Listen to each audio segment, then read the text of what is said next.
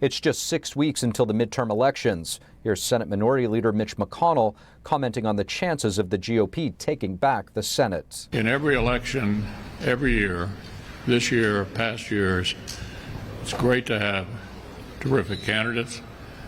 We're in a bunch of close races. I think we have a 50-50 shot of getting the Senate back. It's going to be really, really close either way, in my view.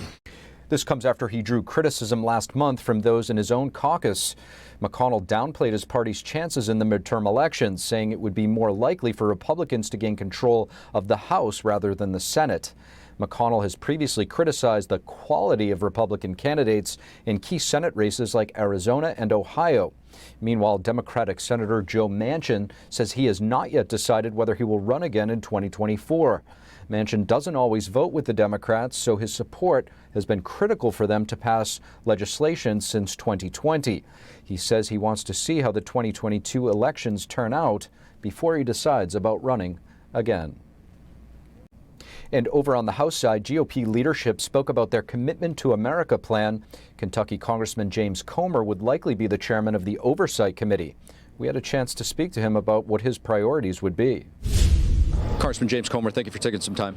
Yeah, my pleasure. Congressman, if the House GOP takes the majority as chairman of the Oversight Committee, what would be top on your agenda? Well, we're going to focus on investigations. We're going to be the lead investigative body, and we're also going to focus on waste, fraud, and abuse in the government. But from a media standpoint, I think investigations will be very high profile. We have a lot of concerns about Biden family influence peddling all across the world. So we've requested a lot of information. We've been probing for months now, and I believe we're ready to go with what I feel like will be a very informative, high-profile committee hearing on Biden family influence peddling. Congressman, you've expressed concern over the Communist Party, the Chinese Communist Party. What would be your approach to dealing with them? Well, we feel that the Chinese Communist Party has been very cozy with the Biden family, with both Hunter and Jim. Now the question is Joe involved in that? And that's one of the reasons we're investigating the Biden influence peddling.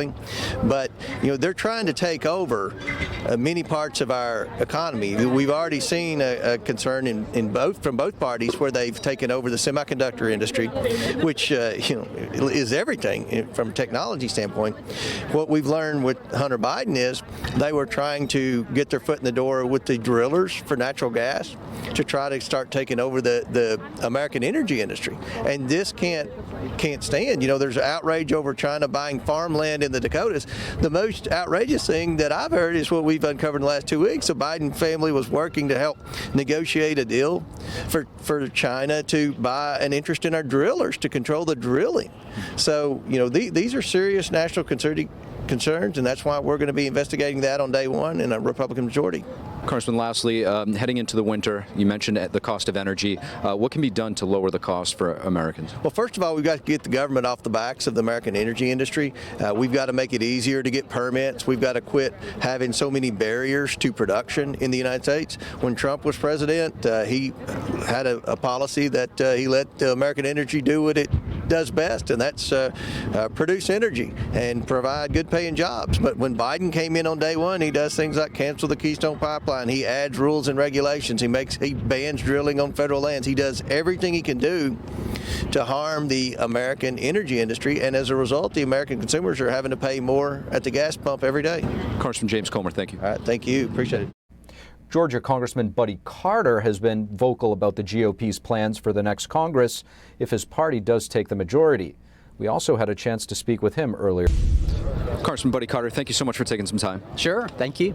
Congressman, the GOP's commitment to America, what are some of the key pillars here that you'd like to express to the American people? Well, obviously, we want an America that's strong, with an economy that's strong. Obviously, inflation is out of control, gas prices, grocery prices. We've got to have a strong economy. We've got to unleash our energy potential. We want an America, a nation that's safe. We've got to back the blue. We've got to support our police. We want to make sure that we got a future that's based on freedom. making sure that parents have a right and a say in their school and in their children's school. We want to make sure our Second Amendment rights are protected, and we want to make sure that we have a government that is accountable to the people, not only just the government itself, but also to the taxpayers, and making sure that we have taxpayers back, that we're not having corruption, that we're not having waste, fraud, and abuse with taxpayers' money. And what do you think if the GOP takes Congress, the majority, you guys will be able to do to get the cost of energy down for the American people? Well, I think we'll unleash the energy potential that we have here in this country. And, you know, we had energy independence before this administration took over. It was only because this administration declared war on fossil fuels that we have the inflation that we're experiencing right now with energy prices. And let me tell you, we're going to have some serious problems, not only in this country, but especially in Europe during these winter months. They're going to have, people are going to die as a result of this. And the administration should be held accountable for that. Georgia Congressman Buddy Carter, thank you. Thank you. And speaking of military funding, another key issue is funding veterans in our country. Congressman Andy Biggs held an off-site hearing on Wednesday discussing failures within the Department of Veteran Affairs. He's introduced a bill that aims to improve health care for veterans. The congressman explains to us what it would do.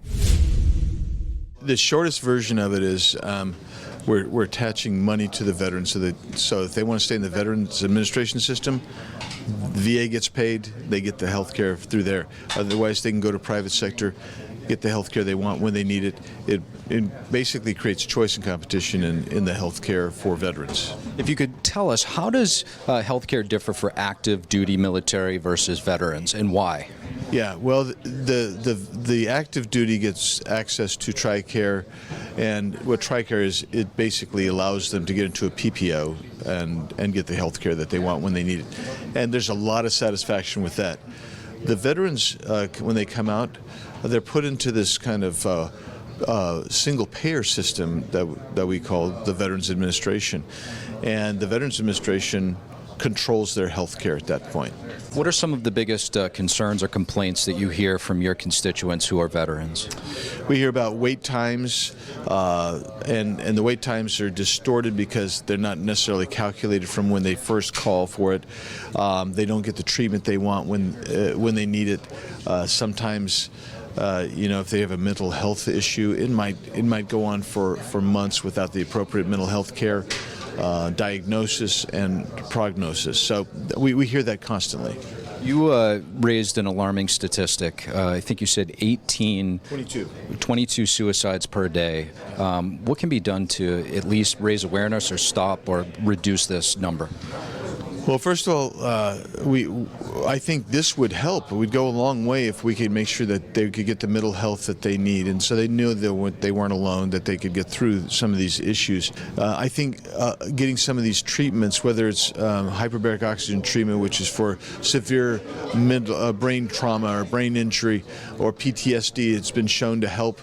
Israel does that and makes that. So you need better treatments. You need more accessibility to those treatments.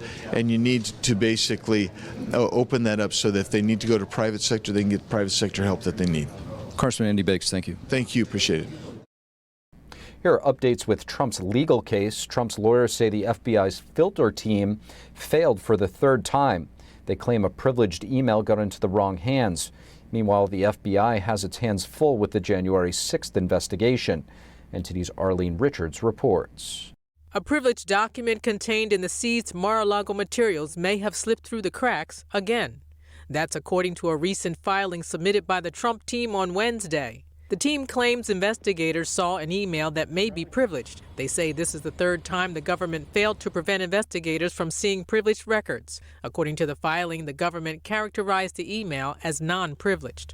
And in more legal filings, Judge Eileen Cannon signed an order Thursday that sides with Trump. She agreed that Trump doesn't have to certify the accuracy of the government's property list. Trump's team had claimed the special master didn't have the authority to require the affidavit.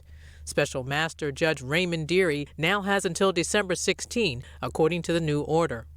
And there are new developments in the FBI's January 6 investigation. The New York Post reports 30 former FBI agents are defending suspended whistleblower Steve Friend. Friend alleged political bias at the Bureau over its handling of the January 6 Capitol breach probe.